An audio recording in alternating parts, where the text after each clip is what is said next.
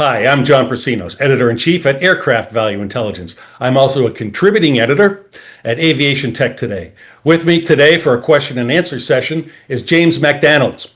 McDanolds is Director of Uncrewed Technology Programs at the Sonoran Desert Institute, where he oversees education and workforce development for the rapidly evolving unmanned aircraft sector. With nearly 2 decades of experience in radio-controlled aviation and 14 years in the commercial uncrewed aircraft systems UAS industry, McDanolds has held leadership positions spanning flight operations, flight testing, pilot instruction, training management, and program development. James, thanks for being here today with us. Thanks for having me, John. Pleasure to meet you. Yeah, you bet. The FAA is moving toward wider implementation of beyond visual line of sight BVLOS operations through new rulemaking and expanded waivers. Which technical hurdles, certification standards, or operational practices still need the most work before BVLOS becomes routine at commercial scale rather than a niche capability? I'll try to keep the answer short on that effect. Yeah, you bet. Let's be concise. Go ahead. I'll try to be concise as possible. So one of the things is that Part 108 NPRM came out last year, and then it reopened for a public comment earlier this year as well. And so far, there's a little over 800 public comments that have been committed to the rule so far. So that's a lot of comments. That's a lot of feedback on, what individuals may have concerns about, what others are thinking about, asking for further clarifications on different things. And the two main topics, one of them specifically was right away, and the other was having the requirement to need ADS-B for onboard uncrewed aircraft systems operating under Part 108 because of the cost associated with it as well, because it's still pretty high cost for most manufacturers and developers. So I think what's going on right now is there's some additional time being taken for FAA to give expanded waivers, give additional waivers to additional organizations or expand current waiver operations that have already been approved for operations such as drone delivery or even critical infrastructure inspection organizations that have gotten their waivers approved for beyond visual line of sight or multi-UAS operations, because they may be seeing areas where they need to collect more data in order to qualify that. So I think those two main things are what needs more of the work right now, from what I've gathered from the public comments and what feedback the FAA has given. Okay. Investors are pouring capital into autonomous aviation, advanced air mobility, AAM, and artificial intelligence-enabled flight systems, but many business models remain unproven. From your vantage point, James, which UAS market segments appear most likely to deliver sustainable returns over the next few years?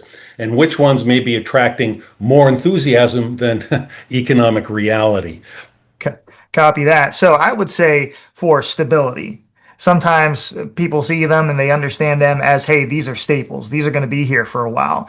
And those are the ones and applications that drones are being used as tools for already, mainly in the critical infrastructure inspection, oil and gas, transmission line inspection, substation, roadway inspection, bridge inspection as well.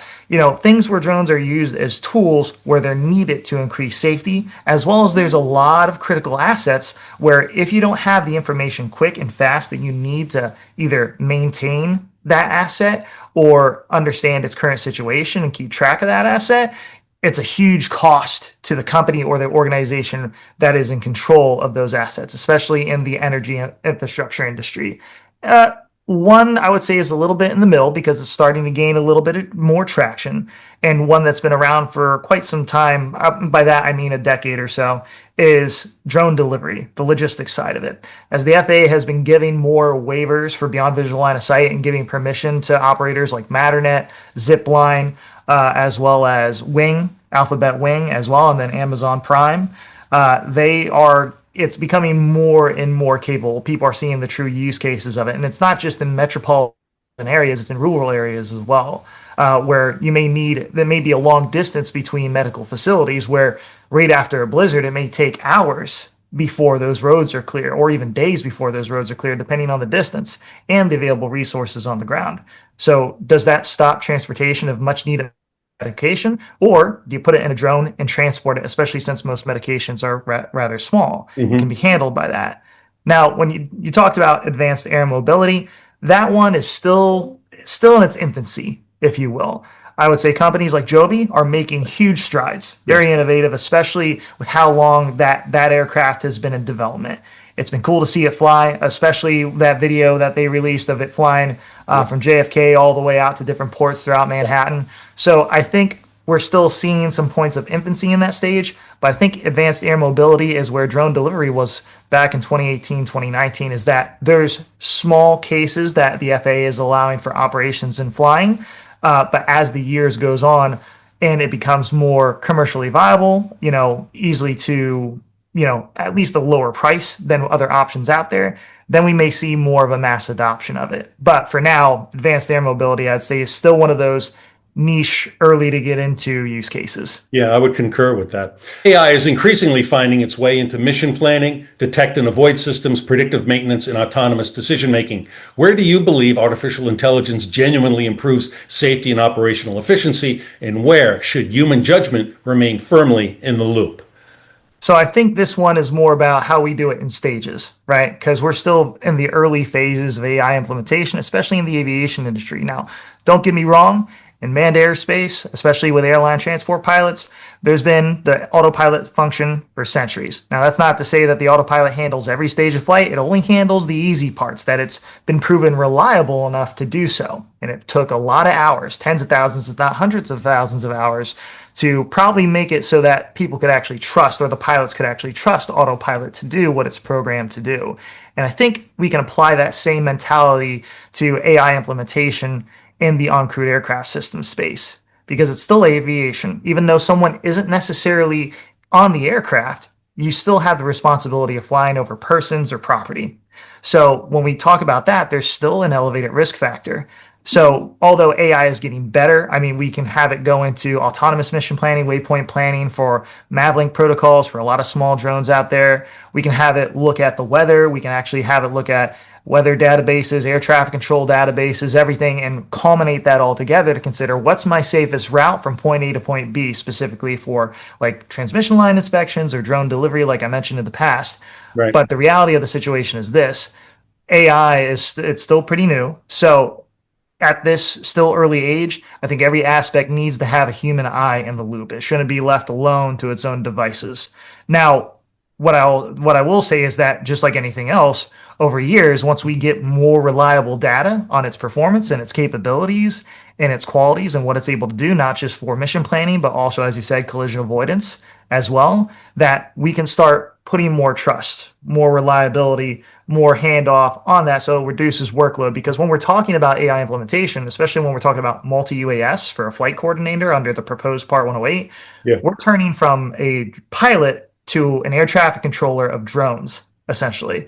So when that happens, in order for companies to really weigh in and take advantage of that multi-UAS operation, one operator to multiple aircraft, and you get more back from that as far as a net profit outlook on the business side, AI will hopefully increase the amount of aircraft that one person can track effectively, where they're not having to go in and, okay, I got to approve this flight route before it's good to go. I got to approve this one. Oh, I got to check the weather here, there, and so forth.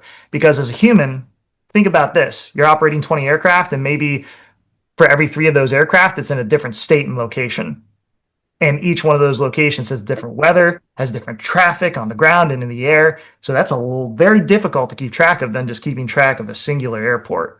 So AI, I think, will help supplement that workload overall, and then which enables expansion of how many aircraft per operator can be done. The industry often talks about a shortage of qualified drone professionals. Based on your experience building training programs, what skills are employers struggling to find today, and how should educational institutions adapt their curricula to prepare graduates for increasingly autonomous flight operations? So I think there's 2 schools of thoughts here. One is the individuals that are getting into the drone space, and that's their first job, it's their first industry, they're new to it, or for the numerous number of individuals who are already professional in their careers, where drones are used as tools. And essentially, both sides can take advantage of that. One of the things I've seen is that a lot of individuals just think, hey, if I got my Part 107, I should be good to get started, right? That's only a baseline. Remember, Part 107 does not require anyone to do a practical flight examination. And employers know this. They'll ask, like, hey, what's your proof of actual practical flight skills? Can you fly this safely? What would you do in this situation? Can you make a safe call during a flight operation if something goes wrong, or if weather's not right and you're feeling pressure from a client to get something done?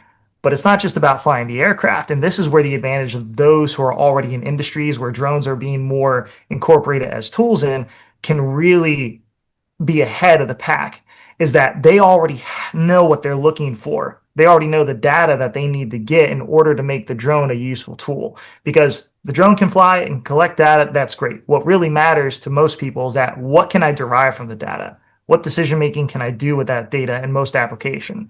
Now, that's besides, logistics and obviously delivering packages and things like that. You don't necessarily need the data. It's just about, can you get something somewhere and do that quickly? But in a lot of applications drones are used for, it's about gathering that data and saying, how can I use that to make actionable decisions for my business or the client? That's an important distinction. As commercial aviation and military aviation both accelerate investment in autonomous systems, how do you see the relationship evolving between traditional crewed aircraft and uncrewed platforms? Are we moving toward true integration, or will these remain largely separate ecosystems for the foreseeable future? I would say that's a very good question. It can be somewhat difficult to answer because we can't be fortune tellers. But at Right. the same time, I see for now, especially when Part 108 gets fully released, and we see now fleets of aircraft operating in the same airspace, in the same cluttered airspace as manned aviation and crewed aviation is, then we'll still need to maintain a very distinct separation.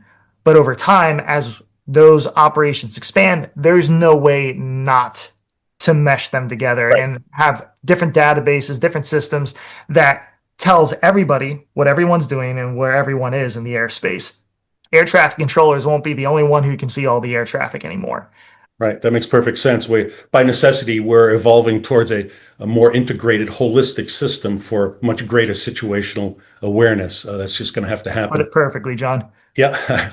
Looking ahead 5 to 10 years, which technological breakthrough or regulatory milestone do you believe will most dramatically reshape the economics of commercial UAS operations? In other words, what development should airline executives, aircraft financiers, appraisers, aerospace engineers, and aviation technology investors be watching most closely today? I would say kind of have a lead in the race, if you will, from the investor standpoint. Look at those who are already operating under a beyond visual line of sight waiver, or already operating under beyond visual line of sight with multi-UAS, or an expanded waiver where it's not just one location, but multiple locations throughout the United States. Those are the organizations that kind of already have a turnkey solution because they're already prepping for Part 108. Those are the individuals that the FAA is deriving their data from in order to help them drive decision making and rulemaking for Part 108. And Part 108 is going to be that turnkey unlock for when we talk about large revenue generation. Because when you think about that, you think about, okay, instead of needing one operator for every aircraft, so hundreds of operator for 100 aircraft, you could have one operator for that eventually. Now, are we going to see that in the next 5 years of that ratio? Probably not, and probably not safely. Now, I could be proven wrong on the factor, depending on what back end data systems that we have for integration and for increased safety and AI levels too.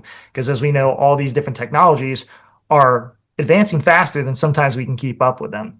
Right. But with that being said, I would say that check and pay close attention to those companies who are already in the waiver space.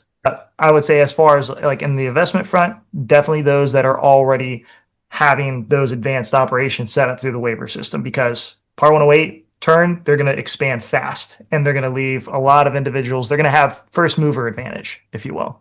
Good stuff. Very insightful, very informative. I've been speaking with James McDanolds, Director of Uncrewed Technology Programs at the Sonoran Desert Institute. James is one of the nation's top experts in uncrewed aviation technology, and we've been privileged to hear his insights today. James, thanks for your valuable time. It was very informative. Have a great day. John, thank you so much. I appreciate your time as well. I hope you have a wonderful day as well. Absolutely. Bye-bye. Thank you. Bye.